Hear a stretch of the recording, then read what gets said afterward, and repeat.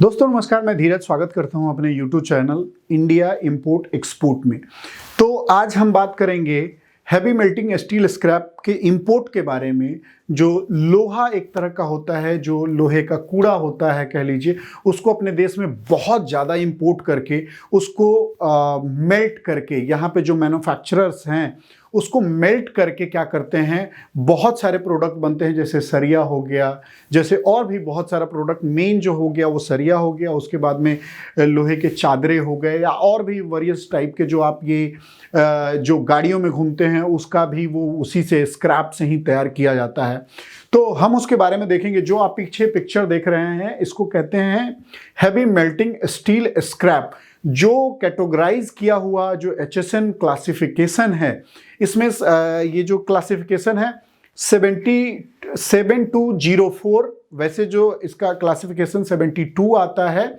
और हम अगर पूरे चैप्टर हेडिंग की बात करें तो 72044900।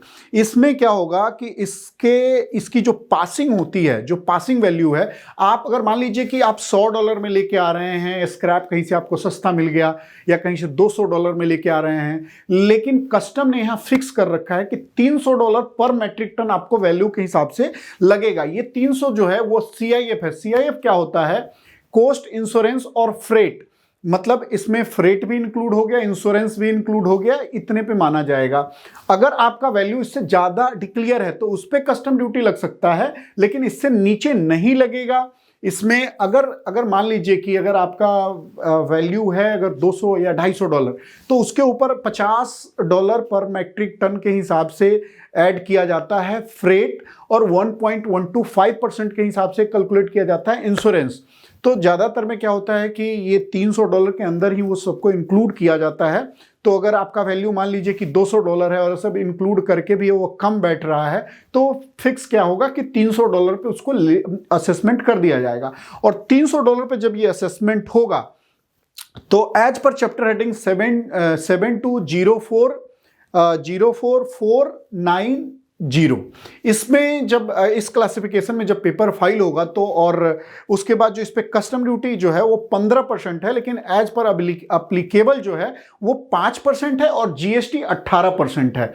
तो याद रखिए, आपको लोहा इंपोर्ट करने से पहले जो डॉक्यूमेंट के बारे में पता होना चाहिए। एक इंपोर्टर के पास पॉल्यूशन सर्टिफिकेट होना मैंडेटरी है, नहीं है तो ये आपके जो प्रोडक्ट हैं वो कस्टम से क्लियरेंस नहीं होगा, और कस्टम में ही ऑक्शन में चला जाएगा, आपका माल कुछ भी नहीं मिलेगा। तो ध्यान रहे कि आपके पास पॉल्यूशन का लाइसेंस होना चाहिए। पॉल्यूशन का लाइसेंस के लिए आप मेरा दूसरा वीडियो देख सकते हैं। पॉल्यूशन का लाइसेंस हमेशा सेंट्रल बोर्ड से मिलता है, सॉरी सेंट्रल कह रहा हूं, स्टेट गवर्नमेंट से मिलता है। आप जिस स्टेट में आपका फॉर्म रजिस्टर्ड है वहां से आप पॉल्यूशन कंट्रोल बोर्ड का ले सकते हैं। दो तरह का पॉल्यूशन कंट्रोल बोर्ड का होता है, एक सेंट्रल का, एक स्टेट का। तो इसमें जो चाहिए वो स्टेट का चाहिए, पॉल्यूशन कंट्रोल बोर्ड का चाहिए, तो वो आपको स्टेट से मिलेगा। और याद रखिए हमेशा ये स्क्रैप इंपोर्ट करने से पहले अब एक नया रूल आ गया है सिम्स का, वो आपको एक रजिस्ट्रेशन करना पड़ेगा। जैसे कंटेनर आपका वहां से फॉरेन से चलेगा वैसे ही एक रजिस्ट्रेशन करना पड़ेगा। मतलब कंटेनर आपका भारत आने से 30 दिन पहले आपको रजिस्ट्रेशन मैंडेटरी है सिम्स में। मैं सिम्स के ऊपर एक अलग वीडियो बनाऊंगा, वो आप जाके देख सकते हैं, जिससे आपको पूरा इंफॉर्मेशन मिल जाएगा।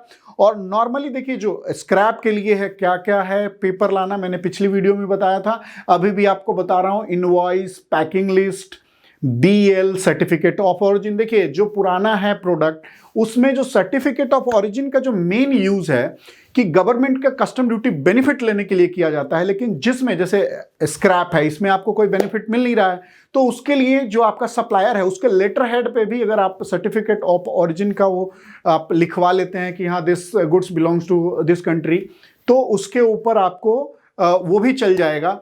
तो सर्टिफिकेट ऑरिजिन हो गया। प्री इंस्पेक्शन सर्टिफिकेट, ध्यान रहे प्री इंस्पेक्शन सर्टिफिकेट मैंडेटरी है, और वो भी गवर्नमेंट बॉडी के द्वारा जो ऑथराइज है। जैसे मान लीजिए कि अब अगर आप कोई स्क्रैप जापान से ले रहे हैं, तो जो इंडिया के द्वारा जो प्री इंस्पेक्शन एजेंसी है, सिर्फ उसी एजेंसी से आपको प्री इंस्पेक्शन सर्टिफिकेट लेना पड़ेगा। जो सप्लायर है उसको ये बातें पता है, तो वो उसी से करा के देगा।